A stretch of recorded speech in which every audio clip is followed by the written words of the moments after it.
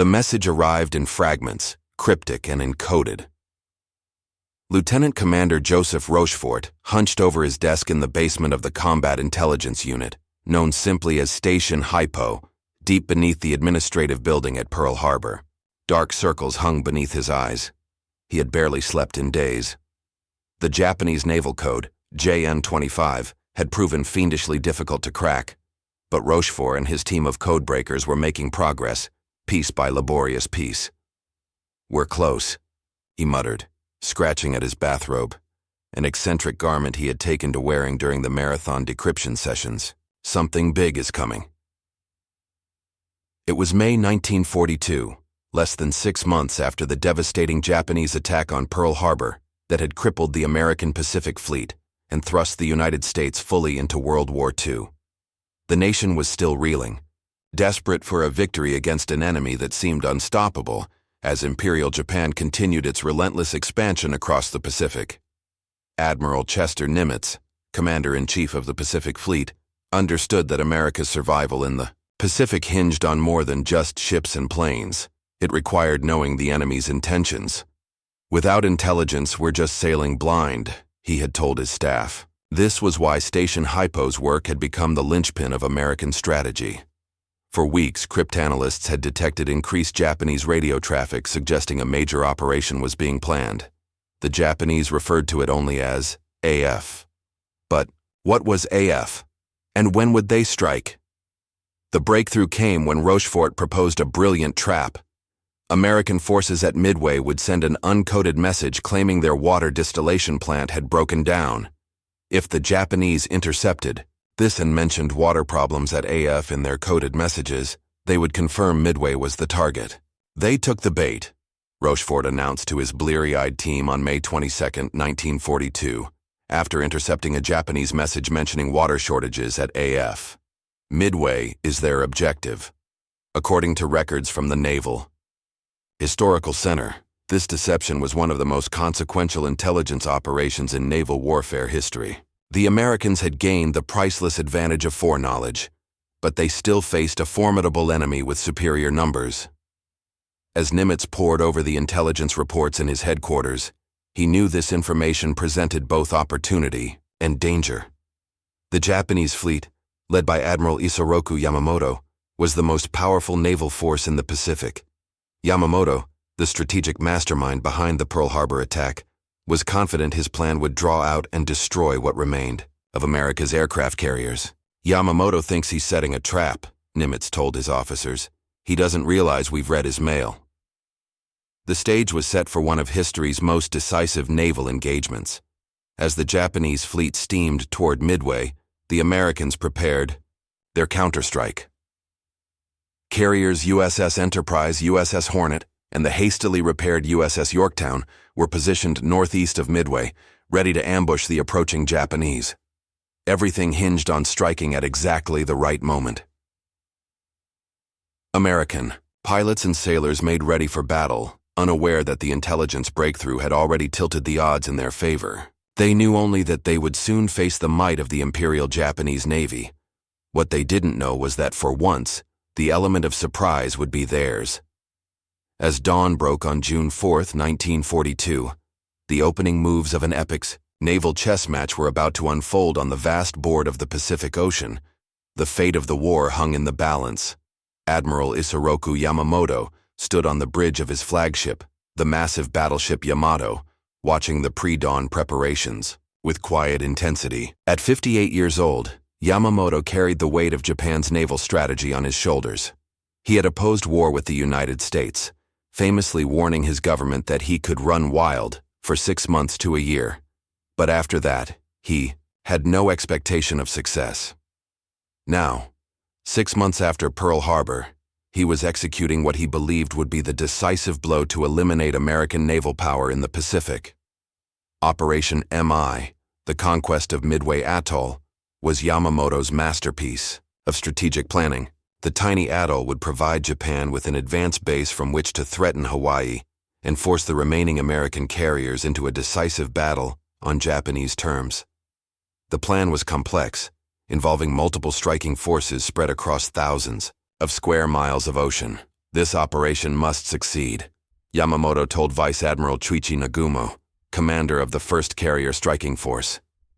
The Americans cannot be allowed to interfere with our Greater East Asia co-prosperity sphere.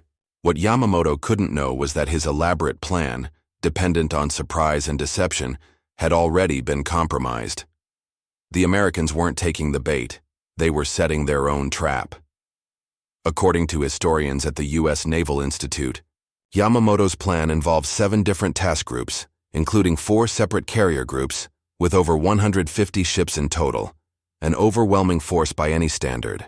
The main carrier force under Nagumo included 4 fleet carriers, Akagi, Kaga, Soryu, and Hiryu, with a combined air group of 248 aircraft. As Nagumo's carriers approached Midway under radio silence, Japanese confidence was high. Their intelligence suggested that only 2 American carriers might be available to defend Midway, USS Enterprise and USS Hornet.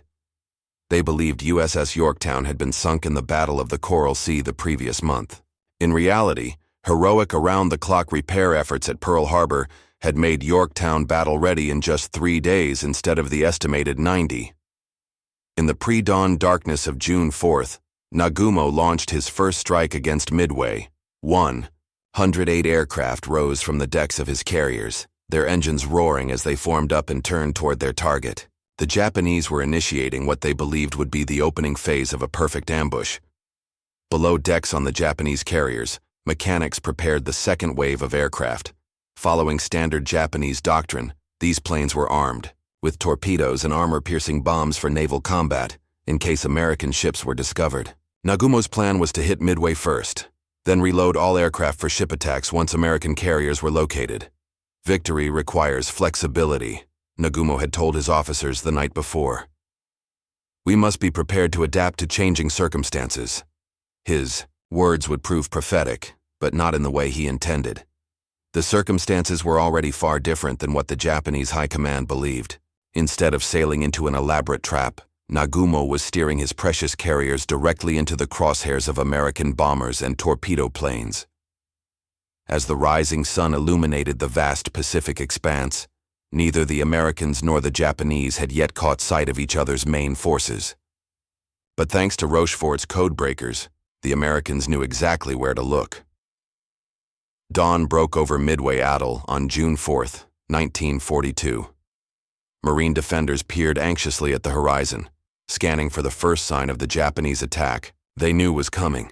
At 05:45 hours, radar operators detected the approaching Japanese airstrike. Klaxons wailed across the tiny islands as men rushed to battle stations. "Here they come," muttered Marine Captain Richard Fleming as the first Japanese bombers appeared as tiny dots in the distance. Moments later, the sky filled with explosions as Japanese bombs struck airfields, oil storage, and other facilities. The Japanese raid was devastating but failed to neutralize Midway's runway. American aircraft were already airborne both to avoid destruction on the ground and to counterattack the Japanese fleet once located. What followed was a chaotic series of attacks and counterattacks that would redefine naval warfare forever. According to military historian John Keegan, whose work The Second World War provides valuable context, Midway represented the first great carrier battle in history where the opposing ships never came within sight of each other. It was aircraft that would deliver both attack and defense. At 05:52 hours, a PBY Catalina flying boat spotted Nagumo's carrier force. Enemy carriers sighted. Admiral Nimitz's gamble was paying off. The Americans knew where the Japanese were, but the Japanese remained unaware of the U.S. carriers lurking northeast of Midway. What followed tested the limits of human courage. Wave after wave of American aircraft attacked the Japanese carriers. Torpedo Squadron 8 from USS Hornet attacked without fighter protection. Of 30 pilots and gunners, only Ensign George Gay survived. Torpedo Squadron 6 from Enterprise and Torpedo Squadron 3 from Yorktown suffered similar devastating losses. Lieutenant Commander John Waldron, leading Torpedo 8 into its doomed attack, had told his men, "If there is only one plane left to make, a final run-in, I want that man to go in and get a hit." They did exactly that, though none of their torpedoes struck home. Yet these seemingly futile attacks served a crucial purpose. They forced the Japanese carriers to constantly maneuver and prevented them from launching their own aircraft. More importantly, they drew down the Japanese combat air patrol to wave-top level. At 10 on 24 hours, a moment of destiny arrived. Lieutenant Commander Clarence Wade McCluskey, leading Enterprise's dive bombers, had nearly reached the limit of his fuel when he spotted the wake of a Japanese destroyer. Making a critical decision, he followed it directly to the heart of the Japanese carrier force.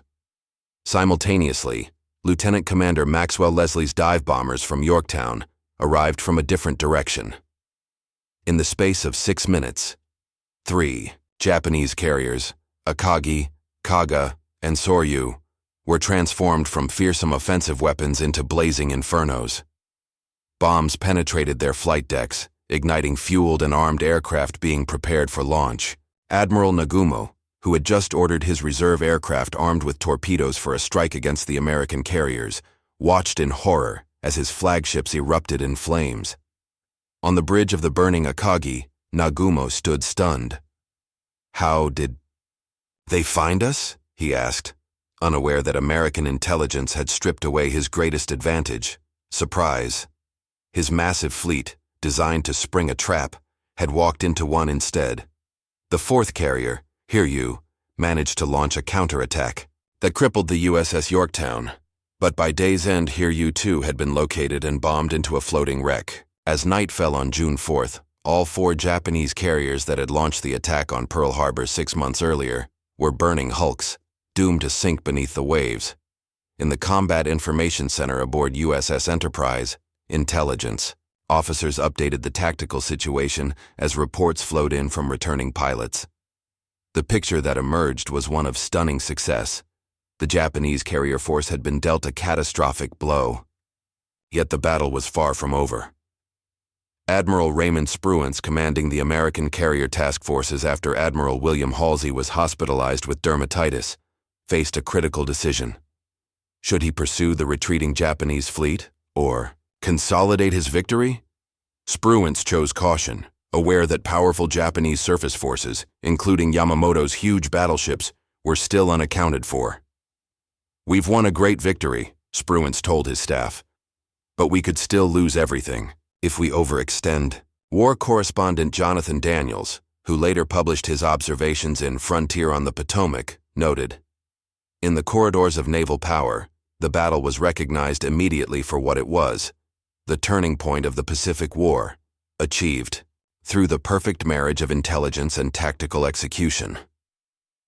Meanwhile, aboard the mighty battleship Yamato, over 300 miles away, Admiral Yamamoto received the devastating news. 4 fleet carriers, the heart of Japan's naval striking power, were lost. The carefully orchestrated Operation MI had collapsed. After hours of tense deliberation, at 0255 hours on June 5th, Yamamoto issued the painful order. "The Midway operation is canceled. The fleet will return to home waters." It was a decision that recognized the new reality. Without carrier air power, the Japanese surface fleet would be vulnerable to American air attack. The strategic initiative in the Pacific War had shifted irreversibly. Back at Pearl Harbor, Lieutenant Commander Rochefort and his codebreakers finally allowed themselves to celebrate. Their intellectual battle against JN-25 had translated directly into American lives saved and Japanese plans thwarted. The intelligence advantage had been worth more than additional ships or planes. Edwin Layton, Nimitz's intelligence officer who had worked closely with Rochefort, later remarked in his memoir, "And I was there." Without the code-breaking operation, the Battle of Midway might well have ended with a Japanese occupation of the atoll and a serious threat to Hawaii. Intelligence turned the tide. The human cost had been severe on both sides. The United States lost the carrier Yorktown, a destroyer, 149 aircraft and 307 men. Japan's losses were far greater: 4 fleet carriers, a heavy cruiser, 292 aircraft, and approximately 3,500 men, including many irreplaceable veteran pilots. Beyond the raw numbers lay a deeper strategic significance. Japan, with limited industrial capacity compared to the United States, could not replace these losses quickly. America, meanwhile, had already launched a massive shipbuilding program that would soon flood the Pacific with new carriers, battleships, and cruisers.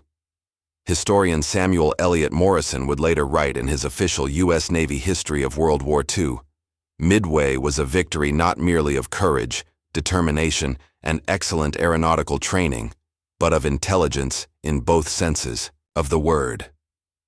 As June 5th dawned, the Pacific War had been fundamentally altered. The seemingly invincible Japanese advance had not only been halted, it had been reversed.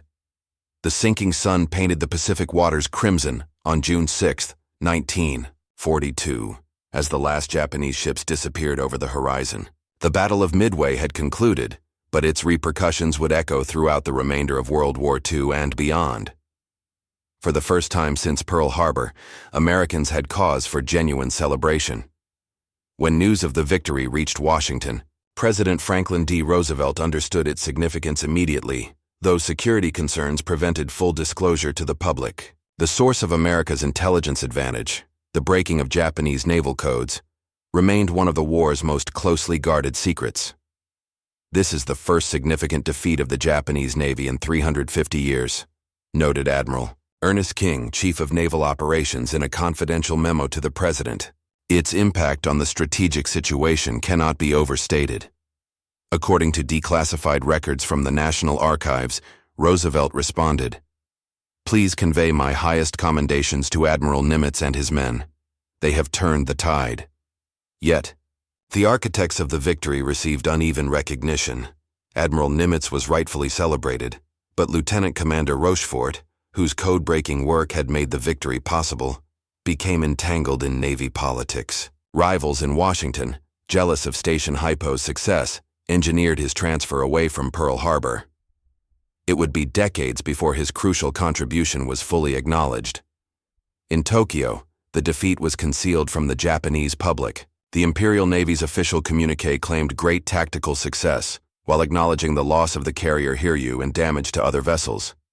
Emperor Hirohito was given the full, devastating truth. 4 fleet carriers lost, along with their irreplaceable air groups. Admiral Matome Ugaki, Yamamoto's chief of staff, wrote in his diary, "This battle is a serious setback to our operational plans. We must fundamentally reconsider our strategy for the Pacific theater." The New York Times, working with limited information due to wartime censorship, nevertheless captured the battle's significance in a June 7th editorial. Whatever the details that will eventually emerge, it is clear that our Navy has won, a victory that changes the complexion of the Pacific War. The myth of Japanese naval invincibility has been shattered.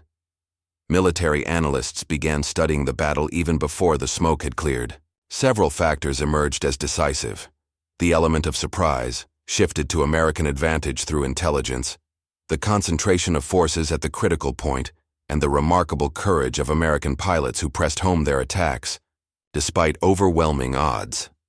Perhaps most importantly, Midway demonstrated how naval warfare had evolved. The decisive weapons were no longer battleship guns, but aircraft carriers and their planes.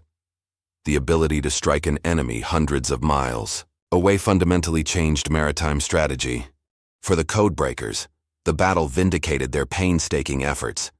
Station Hypo had proven that in modern warfare, information could be as powerful as firepower. As cryptanalyst Thomas Dyer later reflected in an oral history preserved at the Naval Institute, "We didn't sink any Japanese ships personally, but we put our ships in position to do so. That's what intelligence is supposed to do."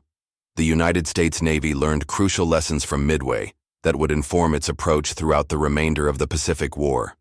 Air superiority, intelligence exploitation, and carrier tactics would be refined into a nearly unstoppable offensive machine. Japan's naval leadership drew different conclusions. Some argued for even greater emphasis on decisive battle, while others recognized that Japan's limited resources meant a protracted war was now unwinnable. Admiral Yamamoto privately acknowledged that Midway had been catastrophic, but continued to search for a way to force America to negotiate peace. As summer turned to fall in 1942, the strategic initiative in the Pacific firmly passed to the United States. In August, Marines would land at Guadalcanal, beginning the long island-hopping campaign that would gradually push back Japanese conquests. The road to Tokyo would be long and bloody, but after Midway, its direction was clear. 6 months after the smoke cleared at Midway, Admiral Chester Nimitz stood before a gathering of senior officers at Pearl Harbor. "Gentlemen," he said, "when the history of this war is written, Midway will be remembered as the decisive battle that broke Japan's offensive power and marked the turning point in the Pacific." His words would prove prophetic. The Battle of Midway represented not just a tactical victory, but a strategic inflection point that altered the course of World War II. For Japan, the defeat meant the loss of the offensive initiative they would never regain. For America, it provided breathing room to mobilize its vast industrial potential and shift from defense to offense. According to the U.S. Strategic Bombing Survey conducted after the war, Japanese naval officers identified Midway as the crucial moment when they realized final victory might be impossible. Admiral Mitsumasa Yonai, who served as Navy Minister, later confessed, "I felt that the probability of our winning the war was doubtful, and this feeling grew stronger after Midway." The legacy of the intelligence triumph extended far beyond the key battle itself. The successful code-breaking operation demonstrated how critical signals intelligence had become in modern warfare. After the war, this recognition led directly to the formation of the National Security Agency and America's continued investment in intelligence capabilities throughout the Cold War. As documented in Ronald Lewin's acclaimed work, The American Magic, the Midway operation cemented the relationship between intelligence and operations that would characterize American military thinking for generations to come. For Joseph Rochefort, vindication came late. Though Admiral Nimitz recommended him for a Distinguished Service Medal, bureaucratic politics intervened. It wasn't until 1986, long after Rochefort's death, that he was posthumously awarded the Presidential Medal of Freedom for his crucial work. Today, the Navy's code-breaking facility at Pearl Harbor bears his name, a tribute to the man whose intellectual battle made victory possible. The courage displayed by American pilots and sailors at Midway became legendary. The men of Torpedo Squadron 8, who flew to near-certain death knowing their obsolete TBD Devastator torpedo bombers had little chance against Japanese Zeros, exemplified the spirit that would eventually triumph throughout the Pacific Campaign. For the Japanese, Midway forced a painful reckoning. The loss of over 100 veteran pilots, men with irreplaceable experience dating back to campaigns in China, created a training crisis from which the Japanese naval air forces never fully recovered. As the war progressed, the quality gap between American and Japanese pilots steadily widened. Professor H.P. Wilmot, in his definitive analysis, The Barrier and the Javelin, observed, "After Midway, Japan could still win battles, but it could not win the war. The mathematical certainty of American industrial supremacy, combined with the strategic initiative gained at Midway, made ultimate Allied victory virtually inevitable. By 1945, the strategic consequences of Midway had played out fully. American carriers, the very weapons system that had delivered victory at Midway, operated with near impunity off the Japanese home islands. The imperial dream of a greater East Asia co-prosperity sphere had collapsed into a desperate defense of the homeland." In his retirement reflections, Admiral Raymond Spruance, who commanded Task Force 16 at Midway, summarized the battle's place in history. "Midway was essentially a victory of intelligence. We knew what the enemy was going to do, and we were able to prepare for it. All the heroism and sacrifice displayed there built upon that foundation." Today, naval historians and military strategists still study Midway as a perfect case study in the integration of intelligence and operations. The lesson remains clear. In warfare, knowing the enemy's intentions can multiply combat power far beyond additional ships, planes, or troops. The quiet heroes of Station Hypo, the codebreakers who worked in windowless rooms far from the front lines, had delivered a victory as surely as the pilots who dived on the Japanese carriers. Their intellectual battle against JN-25 had translated directly into American lives saved and Japanese plans thwarted. The intelligence advantage had been worth more than additional carriers. As Admiral Nimitz later observed, Midway was fought on a foundation of knowledge, not luck. It was a testament to the power of human intelligence, courage, and determination, qualities that would ultimately lead America and its allies to final victory in history's greatest conflict.